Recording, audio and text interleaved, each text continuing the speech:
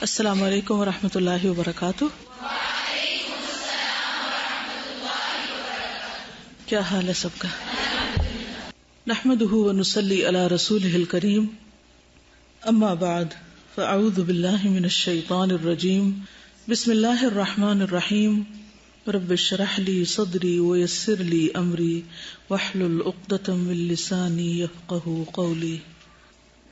آج صبح دوبارہ مجھ سے سوال کیا گیا کہ عقیدہ اور ایمان کا فرق کیا ہے، تو میں نے سوچا کہ ایک دفعہ اور آپ کو پھر عقیدہ کی تعریف سمجھاتی ہوں۔ تھیولوجی کا لفظ کبھی سنا آپ نے؟ کس سے بنا ہے مل کر؟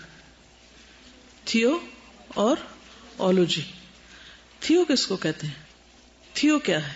THEO، تھیو لفظ تو آپ سب نے سن رکھا ہے، لیکن آپ کو مانا تو آنا چاہیے۔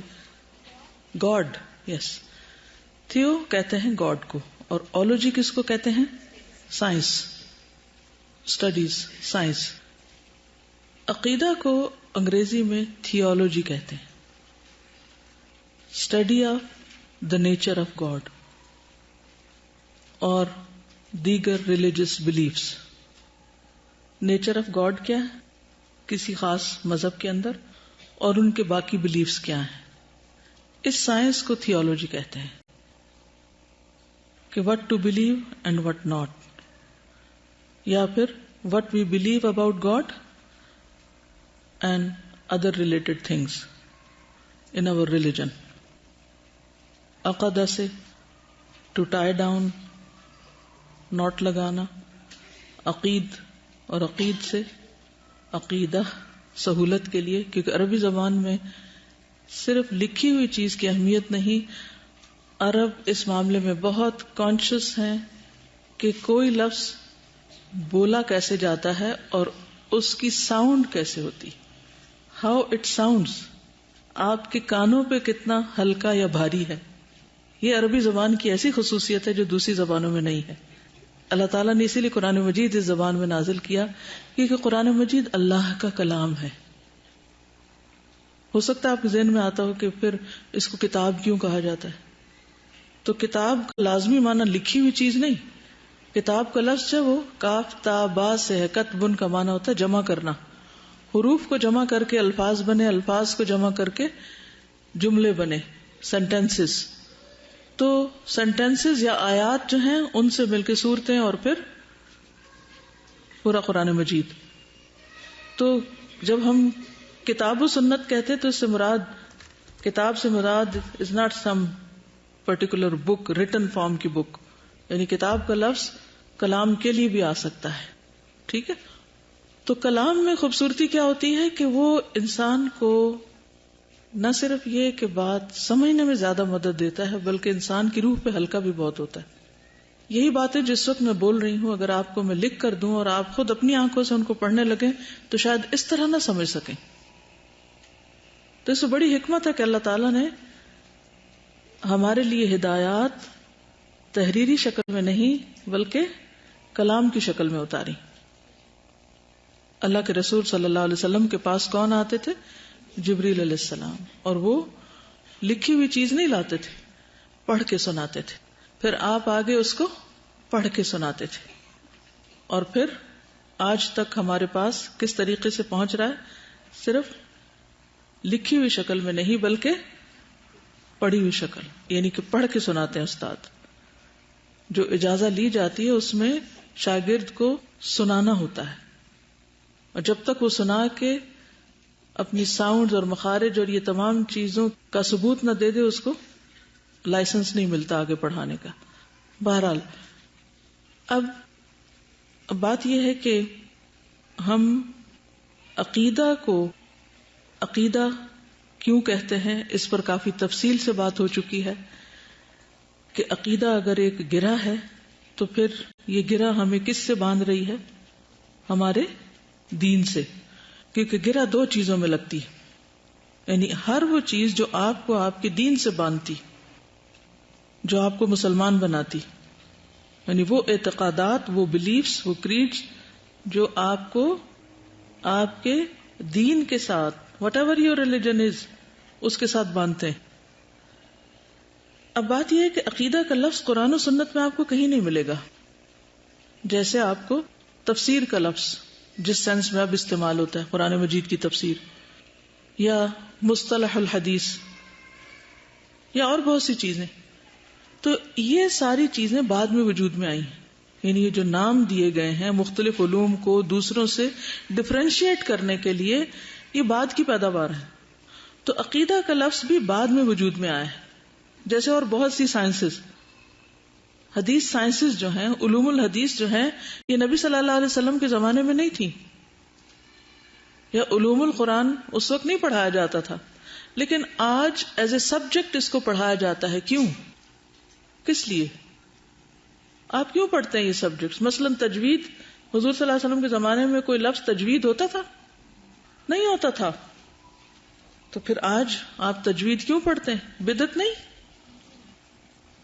تفسیر کیوں پڑھتے ہیں؟ بدعت نہیں؟ عقیدہ کیوں پڑھتے ہیں؟ صحابہ کرام نے تو عقیدہ نہیں پڑھا تھا. یہ سوال پیدا ہوتا ہے نا. اور ہو سکتا ہے کوئی آپ سے سوال کرے، اور اس دن ٹرپ میں کسی نے مجھ سے سوال کیا کہ جب ہم قرآن میں یہ ساری باتیں پڑھ ہی رہے ہیں تو وائی سبجیکٹ آف عقیدہ الگ سے؟ ویری جینوئن کوشچن، اور کوشچن کرنا چاہیے. تو جب بھی آپ تجوید کو، قرآن پڑھنا کافی ہے، تجوید پڑھنے کی کیا ضرورت ہے؟ تو اس کے رولز اینڈ ریگولیشنز آپ کیوں پڑھتے ہیں؟ تاکہ آپ صحیح ادائیگی سے قرآن مجید پڑھ سکے. قرآن مجید پڑھنے کا اس میں صحیح طریقہ سکھایا جاتا ہے. اسی طرح ہمارے عقائد کیا ہیں، کیا ہونے چاہیے، کیا نہیں، یہ عقیدہ کے مضمون میں پڑھایا جاتا ہے. تو عقیدہ is a science, a subject like other subjects. سمجھ گئے آپ؟ اب سمجھ آ جائے گی. اور اس سبجیکٹ میں کس کے بارے میں پڑھتے ہیں؟ ایمانیات کے بارے میں. اور ایمان کیا ہے؟ قول اور عمل، جس کے اوپر کافی بات ہو چکی. Is it clear now? یعنی یہ جو سبجیکٹس میں ان چیزوں کو بانٹ دیا گیا ہے، یہ صرف بیان اور ترتیب کے لیے، اور چیزوں کو کلاسیفائی کر کے، پن پوائنٹ کر کے سہولت سے سمجھانے کے لیے. اور اس کی دلیل سنت سے بھی ملتی ہے. بتائیے، کیا آپ نے کبھی کوئی بات نمبرز میں، تعداد میں سمجھائی؟ مثلا جب ہم کہتے ہیں نا ارکان اسلام 6 ہیں، فار ایگزامپل 1 2 3 4 5، تو کیا نبی صلی اللہ علیہ وسلم بتایا تھا ارکان اسلام 6؟ نہیں، یہ بعد میں علماء نے ان کو ترتیب دیا ہے سہولت کے لیے کہ یاد ہو جائے. اب مثلا نماز آپ پڑھتے ہیں تو اس میں کہتے ہیں نماز کے اتنے ارکان، اتنی شروط ہیں، اتنی فلاں فلاں. روزے کے اتنے ارکان ہیں، حج کے یہ ہیں. تو یہ نبی صلی اللہ علیہ وسلم نے اس طرح پڑھایا تھا؟ نہیں پڑھایا تھا ایسے. لیکن بعد میں علماء نے کیٹیگرائز کر دیا سہولت کے لیے. اگر ہمیں پتہ چل جائے نماز کے 5 مکروہات ہیں، سجدہ 7 اعضاء پہ ہوتا ہے فلاں، تو یہ نمبرز کے ساتھ فوراً ٹپس پہ ہمیں چیزیں یاد ہو جاتی ہیں کہ یہ کرنا، یہ نہیں کرنا. ارکان، واجبات، مستحبات، مکروہات، محرمات، یہ ساری ڈیٹیلز بعد میں ترتیب کے لیے آئی ہے. دلیل سنت میں کہاں ہے؟ مثلا نبی صلی اللہ علیہ وسلم نے فرمایا کہ 7 قسم کے لوگ عرش کے سائے تلے ہوں گے. آپ نے بیان فرمایا نا 7 قسم کے لوگ. آپ اس کے بغیر بھی کہہ سکتے تھے کچھ لوگ عرش کے سائے تلے ہوں گے، فلاں فلاں فلاں، لیکن آپ نے خود فرمایا 7 قسم کے لوگ. تو یہ آپ نے خود نمبرز دے کے بات کی، ایک وہ، دوسرا وہ، تیسرا، چوتھا، 5واں، 6واں، 7واں. اس کے علاوہ بھی بہت سی چیزیں آپ کو ایسی ملیں گی. اس وقت تفصیلات میں جانے کی ضرورت نہیں، صرف تھوڑی سی دلیل دینے کی ضرورت. تو یہ ایک وسیلہ ہے، ذریعہ ہے مقصد تک پہنچنے کا، اس گول کو اچیو کرنے کا، اپنے آپ کو جج کرنے کا. جیسے ابھی بھی بات ہو رہی تھی نا کہ ایمان کی جو شاخیں ہیں، they are all there in Quran and Sunnah, موجود ہیں. ہم ان کی جب ایک لسٹ بنا کے مختلف سچویشنز میں اپنے آپ کو دیکھیں گے کہ اس موقع پر یہ ہم نے کام کیا یا نہیں، تو یہ کس کے لیے؟ سہولت کے لیے، ترتیب کے لیے، چیزوں کو میمورائز کرنے کے لیے، اپنے سامنے رکھنے کے لیے. کیونکہ ساری طویل تفصیلی چیزیں یاد نہیں ہوتی انسان کو. جیسے کسی بھی سائنس میں، اس کو کسی بھی سائنس کی طرح آپ لیں، کسی بھی علم کی طرح، ٹھیک ہے. تو بات یہ ہے کہ دنیا میں ہر مذہب کے ماننے والوں کا ایک عقیدہ ہوتا ہے. It's not only in Islam. Christians کا کوئی عقیدہ ہے، یہود کا کچھ عقیدہ ہے، باقی مذاہب کا، بدھسٹ کا، زرتشت کا، مجوس کا، سب کا ہے نا. اب اس میں جب ہم کہیں گے کہ ان کا عقیدہ کیا ہے تو پھر ہم دیکھتے ہیں اچھا ان کا گاڈ پر بلیف کس نیچر کا ہے، وہ کیا مانتے ہیں، اس کو پروفٹس کے بارے میں کیا کہتے ہیں. مثلاً کرسچنز اللہ تعالیٰ کو مانتے ہیں، عیسیٰ علیہ السلام کو کیا مانتے ہیں، ہم کیا مانتے ہیں. عقیدہ میں فرق ہو گیا نا ان کے اور ہمارے یہاں آ کے ڈویژن ہو گئی. اوریجن ایک ہے، وہ دوسرے سیکٹ میں چلے گئے. تو اصل سے ہٹ کے جو بھی ڈیویٹ کرے گا، ادھر ادھر چلا جائے گا، وہ اصل راہ سے ہٹ جائے گا. خود ود ان مسلمس اختلافات ہیں، عقائد مختلف ہیں. جتنے بھی لوگ اپنے آپ کو مسلمان کہتے ہیں، کیا سب وہ ایک عقیدے پر ہیں یا صحیح عقیدہ پر ہیں؟ نہیں ہے. اس لیے صحیح کو باطل سے جاننا ضروری ہے. اور بعض اوقات صرف صحیح کا جاننا بھی کافی نہیں ہوتا جب تک آپ یہ نہ جانیں کہ غلط کیا ہے. کیونکہ چیزیں کس سے پہچانی جاتی ہیں؟ ازداد سے. تو ثبوت کے ساتھ نفی کا ہونا بھی ضروری ہے. کسی چیز کو آپ ثابت کر رہے ہیں اور پھر آپ یہ بھی بتا رہے ہیں کہ کیا نہیں ہونا چاہیے، اس میں کس چیز سے وہ خالی ہو. توحید کے ساتھ شرک کا جاننا لازم ہے، ورنہ بات نہیں بنے گی. تو عقیدے میں یہی بتایا جاتا ہے کہ عقیدہ ان جنرل کیا چیز ہے. پھر اس کے بعد دو طرح کے عقائد کی بات ہوئی. پھر خود ود ان مسلمس عقائد میں بہت بگاڑ آ چکا، ان کا جاننا ضروری ہے. ہو سکتا ہے کہ آپ کے ذہن میں سوال پیدا ہو رہا ہو کہ پھر اگر اتنے سارے عقیدوں میں اختلاف ہے تو کون سا صحیح ہے؟ ہمیں کیا پتا چلے؟ پتہ نہیں کیا ٹھیک ہے اور یہ جو بتا رہی ہیں یہ بھی ٹھیک ہے، یہ نہیں. ایسے ہم اندھا دھند ان کے پیچھے لگے ہوئے ہیں. آنکھیں کھول کے دیکھیں اور کان کھول کے سنیں، اور کچھ بلائنڈلی مجھ پر یقین کرنے کی ضرورت نہیں. ہر چیز دلیل کے ساتھ دیکھیں. اب دیکھیے کہ دیگر جو یہود و نصارہ کے اندر جو عقائد ہیں اور ان میں جو بگاڑ آیا، اس کی اصلاح ممکن نہیں، کیونکہ ان کے جو سورسز ہیں وہ اوتھینٹک نہیں رہے جن پر وہ بیس کر سکیں. جہاں تک ہمارا ود ان مسلمس، پہلے میں آپ کو بتا چکی ہوں، آپ صلی اللہ علیہ وسلم فرمایا تھا کہ جو میرے بعد زندہ رہے گا وہ سیرا اختلافاً کثیراً، بہت اختلاف دیکھے گا. ود ان مسلمس بہت اختلافات ہوں گے. یہود 71 فرقوں میں بٹے، نصارہ 72 میں، اور میری امت 73 فرقوں میں بٹے گی.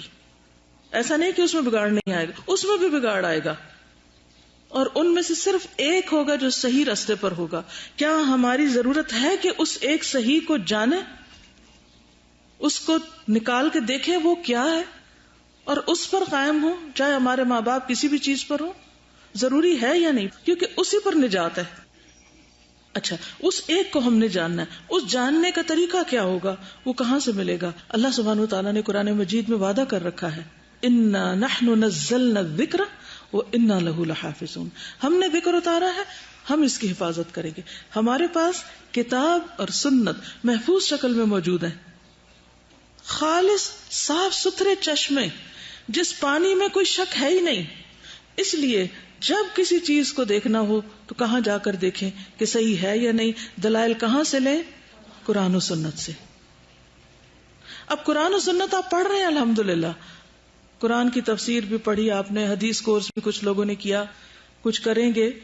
وہ سب چیزیں آپ ایک ایٹ اے اسٹریچ پڑھتے جاتے ہیں، اس میں سب کچھ مکسڈ ہے. اس میں عقیدہ بھی ہے، اس میں عبادات بھی ہیں. مثلاً پہلا ہی چیپٹر سورۃ البقرہ کا شروع ہی دیکھیے آپ، ذالک الکتاب لا ریب فیہ ھدی للمتقین الذین یؤمنون بالغیب ویقیمون الصلاۃ ومما رزقناہم ینفقون والذین یؤمنون بما انزل الیک وما انزل من قبلک وبالآخرۃ ھم یوقنون. اب اس میں آپ دیکھیے ایک پیراگراف کے اندر ایمان پہ بھی بات ہے، عبادات میں بھی بات ہے، پھر کتب پر بھی بات ہے، پھر آخرت کی بھی بات ہے. اب اللہ تعالیٰ کا ایک خاص طریقہ ہے، وہ ساری چیزوں کو بیلنس کر کے لے آتے ہیں. ایک کا ذکر ہوتا ہے، دوسرے کا بھی ہوتا ہے. وہ اپنی جگہ اس کے اپنے فائدے ہیں اور اس کی اپنی ایک لذت ہے پڑھنے کی. وہ جیسے اترا ہے اسے ہم پڑھتے چلے جاتے ہیں. لیکن جب ہم اس میں سے دلائل کو الگ نکال کے یاد کرتے ہیں اور ایک سسٹم کے ساتھ پڑھتے ہیں، ایک طریقے کے ساتھ پڑھتے ہیں، تو اشیاء اور زیادہ واضح ہو جاتی. تو جیسے آپ کو علوم القرآن پڑھایا جاتا ہے، اس میں بہت ساری مثالیں وہی ہیں نا جو آپ تفسیر میں پڑھ چکے ہوتے ہیں. لیکن فائدہ کیا ہوتا ہے کہ آپ کو ترتیب آ جاتی. اسی طرح حدیث میں حدیثیں آپ پڑھتے ہیں، ایمان پہ حدیث ہے، آخرت پہ ہے، ادھر ادھر علوم مختلف ہیں اس میں، پھر آپ اس کو الگ کر کے پڑھتے ہیں، صحیح کیا ہے، ضعیف کیا ہے، کون سی کس باب میں آتی ہے، اس کے اصول پڑھتے ہیں. اسی طرح قرآن کے آپ قرات کرتے ہیں، تلاوت سنتے ہیں، کلاس میں پڑھتے ہیں، ناظرہ پڑھ رہے ہیں، پھر آپ تجوید کے اوپر مزید فوکس کرتے ہیں، الگ سے اس کے رولز ریگولیشنز پڑھتے ہیں. ایک سائنس ہے پوری، اس کو آپ الگ سے پڑھتے ہیں. اسی طرح فقہ آپ پڑھتے ہیں، لیکن پھر آپ اصول الفقہ پڑھتے ہیں کہ کیا اصول ہیں جن کی بنیاد پر یہ فقہ ترتیب دی گئی. تو یہ ترتیب ہے اسی چیز کی جو خود قرآن کے اندر ہے. وہ سارے کہاں سے کوٹ کرتے ہیں چیزیں؟ خود قرآن سے لے رہے ہوتے ہیں، دلائل وہیں سے آ رہے ہوتے ہیں. تو یہ ایک سسٹمیٹک وے آف اسٹڈیز ہے بلیفز کے بارے میں پڑھنے کا، کہ ہمیں کیا بلیو کرنا اور کیا نہیں کرنا. آپ چاہیں تو ہم ان سب سبجیکٹس کو ایلیمینیٹ کر کے صرف آپ کو قرآن کا ترجمہ پڑھا کے بھیج دیتے، ٹھیک ہے؟ یا پھر ذرا الگ سے بھی سسٹمیٹکلی بتائیں. وہی چیزیں جو آپ کو پورے قرآن میں پڑھائی جاتی ہیں، ان سبجیکٹس میں ان کو مزید سسٹمیٹکلی واضح کیا جاتا ہے. That's it. چیز وہی ہے، سب کچھ وہی سے ڈرائیو ہوگا، وہی چیزیں آپ پڑھیں گے، لیکن اس انداز میں پڑھیں گے کہ کسی سے جب بات کریں آپ تو آپ کو پتا ہو کہ آپ کس چیز کی دلیل کیا ہے، توحید کی کیا دلیل ہے، شرک نہ کرنے کے بارے میں کیا کہا گیا ہے، اللہ پر ایمان کیوں ضروری ہے، آخرت پر. یہ ساری چیزیں، ان سب کی چھوٹے چھوٹے دلائل، آیات اور احادیث ساتھ ساتھ آپ کو بتاتے جائیں گے، اور اس سے آپ کے اپنے ذہن کے اندر ایک ترتیب بن جائے گی. یہ ایسے ہی ہے کہ جیسے کسی چیز کو، مثلا آپ اس عمارت میں بیٹھے، اس میں جو مٹیریل لگا یہ سب کہاں تھا؟ پہلے زمین میں ہی تھا نا، کہیں نہ کہیں ریت، مٹی، اینٹیں وغیرہ. پھر ایک ترتیب کے ساتھ جب اس کو رکھا گیا تو ایک پورا کمرہ بن گیا. تو اس میں آپ سہولت کے ساتھ اپنا کام کریں. اسی طرح جیسے کتاب ہوتی ہے، بک لکھتے ہیں، کبھی لکھی کسی نے کوئی بک یا کوئی آرٹیکل لکھتے ہیں، کیسے لکھتے ہیں؟ معلومات جمع کرتے رہتے ہیں، ان سب کو پھر آپ کیا کرتے ہیں؟ ایک ترتیب دے کے ایک شکل دے دیتے ہیں. حالانکہ وہ چیزیں ہوتی ہیں کہیں نہ کہیں.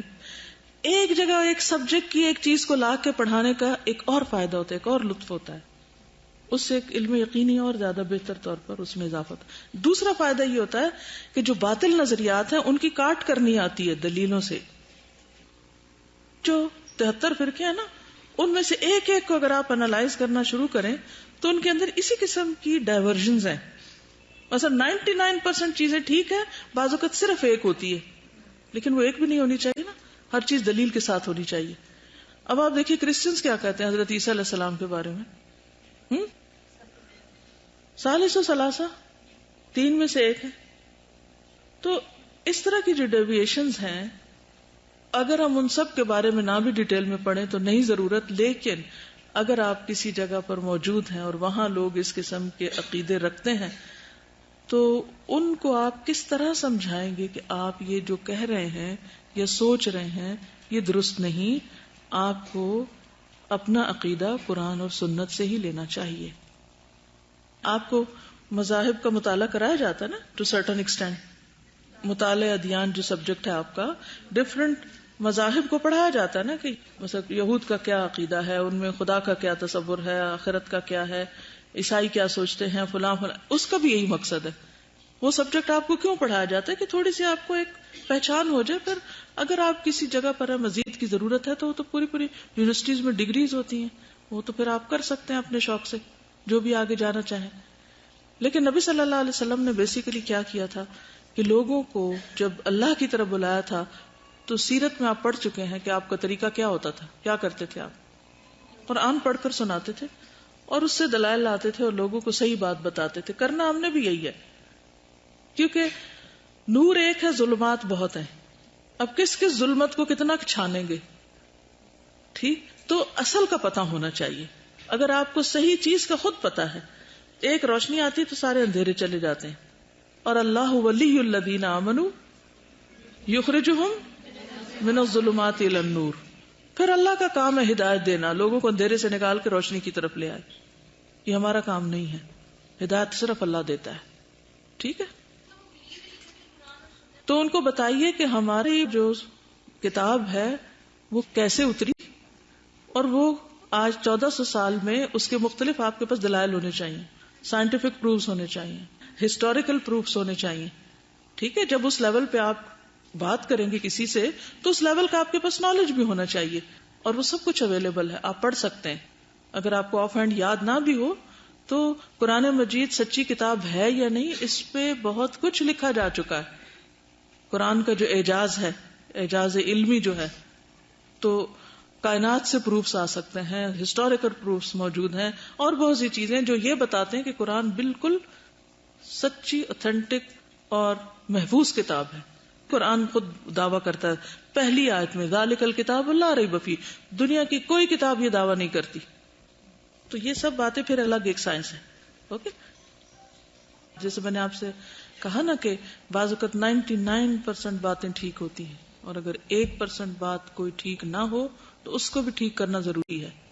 اللہ پر ایمان تو عیسائیوں کا بھی ہے، ہر ایک دنیا میں اللہ پر ایمان رکھتا سوائے چند جو منحرفین ہیں.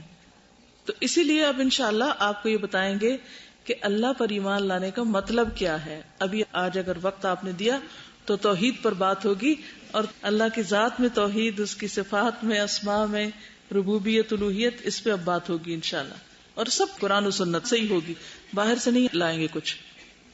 تو انشاءاللہ جو آگے تفصیلات میں جائیں گے تو خود ہی آپ کو بہت سی باتیں سمجھ آنے لگ جائیں گی. ٹھیک ہے، یعنی بغیر کسی کو جانے اس پہ کوئی فتویٰ نہیں لگانا چاہیے کہ اس کا عقیدہ ٹھیک نہیں.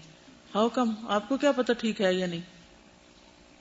یہ یاد رہے گی بات کہ اٹھتے ہی کسی کو نہیں کہنا کہ تمہارا عقیدہ ٹھیک نہیں، جب تک نہ جانے کہ خرابی ہے کہاں غلط ہے. حضرت ابراہیم علیہ السلام کا جو مکالمہ تھا نمرود کے ساتھ، وہ کیا تھا؟ عقیدے کا ہی مکالمہ ہے. وہ بھی کسی نے یہ سوال کیا ہے کہ کیا ہم یہ کہہ سکتے ہیں کہ نبی صلی اللہ علیہ وسلم کے زمانے میں جو صحابہ کرام کا عقیدہ تھا ہم وہی عقیدہ پڑھ رہے ہیں؟ جی، اسی کو دیکھنا ہے کہ وہ کیا کرتے تھے، کیونکہ آپ صلی اللہ علیہ وسلم نے فرقہ ناجیہ کس کو بتایا؟ ما انا علیہ و اصحابی، جس پر میں ہوں اور میرے صحابہ ہیں. صراط الذین انعمت علیہم، وہ ہے صراط مستقیم، غیر المغضوب علیہم ولا الضالین. تو یہ جو 3 کیٹیگریز ہیں یہ بھی تو عقیدے ہی کی بنیاد پر 3 بن گئی نا. ٹھیک ہے، اس لحاظ سے آپ لوگ بہت خوش قسمت ہیں کہ آپ کور ٹو کور قرآن خود پڑھتے ہیں، اس کے میننگ جانتے ہیں، اس کا بیسک مفہوم جانتے ہیں، تو کوئی آپ کو دھوکہ نہیں دے سکتا. آپ کے ہاتھ میں اللہ نے ایک کرائیٹیریا دے دیا ہے. تو یہ بہت بڑی خوش قسمتی کہ آپ کو اللہ تعالیٰ نے ایک معیار دے دیا ہے سمجھنے کا.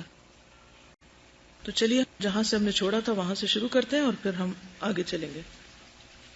صفحہ نمبر 23، ایمان کے بارے میں اہم باتیں. جو شخص شہادتین تثنیہ ہے، 2 شہادتیں کون سی؟ لا الہ الا اللہ محمد الرسول اللہ. جو شخص شہادتین کے ذریعے اپنے ایمان کا اعلان اور اقرار نہ کرے، اس پر دنیا اور آخرت ہر 2 جگہ نہ تو ایمان ثابت ہوتا ہے اور نہ اس کا حکم، یعنی مومن نہیں کہلا سکتا. اسلام اور ایمان 2 شرعی اصطلاحیں جن کے مابین عام اور خاص کا تعلق ہے، یعنی ہر مومن مسلم ہے مگر ہر مسلم مومن نہیں. اسلام کی نسبت سے تمام اہل قبلہ مسلمانوں کے تمام گروہ کو مسلمین کہا جاتا ہے، یعنی جو بھی اسلام پر یقین رکھتے ہیں چاہے ان کا عقیدہ کچھ بھی ہے وہ کیا ہے؟ مسلمز. گناہ کبیرہ کا مرتکب دائرہ ایمان سے خارج نہیں ہوتا بلکہ دنیا میں اس کی حیثیت ایک ناقص الایمان مومن کی ہوتی. کبیرہ گناہ کون سے ہیں؟ جیسے والدین کی نافرمانی، جیسے شراب پینا، قتل کرنا. تو یہ ایمان میں نقص تو ہوتا ہے اس سے، لیکن ہم کافر نہیں کہیں گے اس کو. اور آخرت میں اس کے ساتھ معاملہ اللہ تعالیٰ اپنی مشیت کے مطابق کریں گے، جو چاہیں گے کریں گے، جس کو چاہیں گے معاف کر دیں گے اور جس کو چاہیں گے سزا دیں گے. تمام موحدین یعنی جو ایک اللہ کو مانتے ہیں بہرحال جنت میں جائیں گے. اگر ان میں سے کسی کو بعض اعمال بد کے سبب عذاب جہنم میں مبتلا کیا گیا تو وہ ہمیشہ جہنم میں نہیں رہے گا بلکہ اپنی مقررہ سزا بھگت کر بالآخر جنت میں داخل کر دیا جائے گا. اہل قبلہ میں سے کسی معین شخص کو یا گروہ کو قطعی طور پر جنتی یا جہنمی قرار دینا جائز نہیں تاوقت اس کے متعلق کوئی شرعی نص ثابت نہ ہو.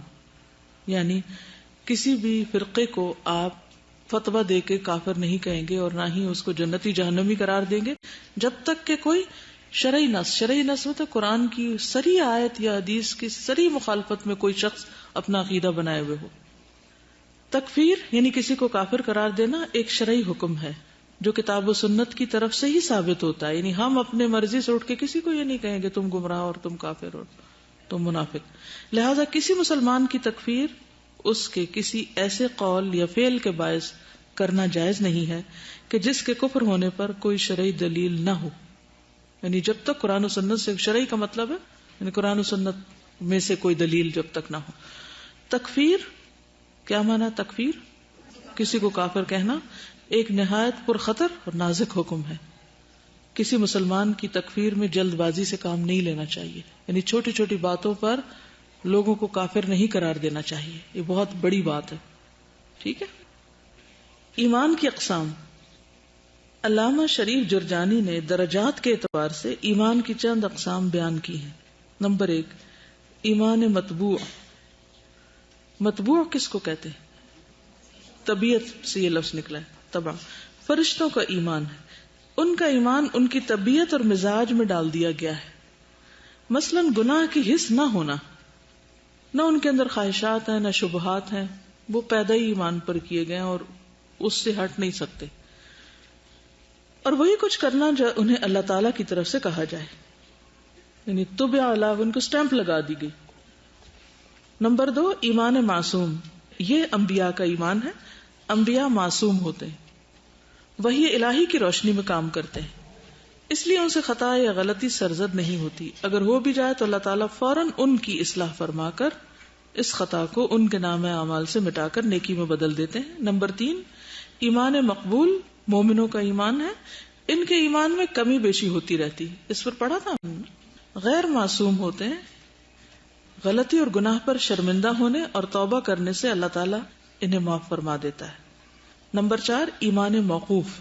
اہل بدعت کا ایمان ہے. یہ وہ لوگ ہیں جو دین میں نئے نئے راستے ڈھونڈتے ہیں، جو اس بات کی علامت ہے کہ ایمانیات پر ان کا کامل یقین نہیں کہ اللہ رسول نے جو کہا وہ کافی ہے. وہ خود اور چیزیں بناتے رہتے ہیں. نمبر 5 ایمان مردود. منافقین کا ایمان ہے جو بظاہر کچھ ہے اور اندر کچھ، یعنی اوپر سے کچھ اندر سے کچھ. اس لیے منافق کا ایمان قطعاً قبول نہیں. دلیل کیا ہے؟ وَمِنَ النَّاسِ مَن يَقُولُ آمَنَّا بِاللَّهِ وَبِالْيَوْمِ الْآخِرِ وَمَا هُمْ بِمُؤْمِنِينَ. ایمان کی مشتملات یعنی کس کس چیز پر مشتمل ہوتا ہے؟ علماء کرام نے ایمان کے اہم بنیادی عناصر کو 3 حصوں میں تقسیم کیا ہے. الف الہیات، با نبوات، جیم سمعیات. الہیات سے مراد وہ تمام امور ہیں جو اللہ تعالیٰ کی ذات یعنی ذات الہ سے متعلق ہیں، یعنی جو الہ سے متعلق. مثلا توحید کی تعریف اور اس کا مفہوم، شرک، نواقض ایمان یعنی وہ چیزیں جو ایمان کو توڑتی، اللہ تعالیٰ کی صفات اور افعال وغیرہ. با نبوات وہ تمام امور جو انبیاء کرام سے متعلق ہوں، مثلا وحی، نبی اور رسول میں فرق، رسول اور امتی میں فرق، ختم نبوت، معجزات اور کرامت اور جادو میں فرق، یعنی جو نبوت سے متعلق چیزیں وہ نبوات کہلاتی ہیں. جو اللہ تعالیٰ سے متعلق چیزیں الہیات کہلاتی ہیں، تھیولوجی. سمعیات وہ تمام سماعی امور جن کا مشاہدہ نہ کیا گیا ہو لیکن ان پر یقین کرنا اور ایمان لانا ہر مسلمان کا فرض ہے، مثلا عذاب قبر، حیات برزخ، عالم الغیب کی باتیں وغیرہ. ہم نے ایسے ہی سنا اور ہم سمعنا و اطعنا. ٹھیک ہے، اتنی بات سمجھ آ گئی جو یہاں لکھی ہوئی تھی. یعنی ایمان کی اقسام اور ایمان یعنی بلیفز کے بارے میں جب ہم پڑھیں گے تو بلیفز کی 3 حصے ہو جائیں گے. ایک جو اللہ تعالیٰ سے متعلق ہوں گی چیزیں، دوسرے جو نبوت سے متعلق ہوں گی، اور تیسرے جو اس کے علاوہ باقی دین سے متعلق چیزیں ہیں جو ہم نے رسول سے سنی ہیں اور ہم ان پر ایمان لاتے ہیں جیسے ہمیں کہا گیا ہے ماننے کو. ہمارے پاس اس کی کوئی عقلی دلیل ضروری نہیں کہ ہو، سمجھ آئے یا نہ آئے اس پر ایمان لانا ضروری ہے. سمعنا و اطعنا. تو آج ہم انشاءاللہ ایمان باللہ پڑھیں گے، اللہ پر ایمان. ٹھیک، الہیات.